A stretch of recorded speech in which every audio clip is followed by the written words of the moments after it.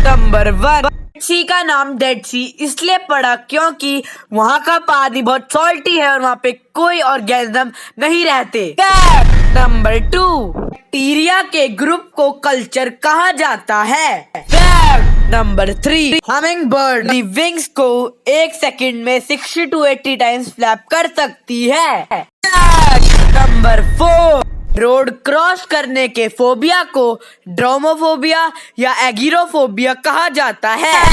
Number 5, एक octopus एक बारी में 30 to 50,000 एग्स ले करता है।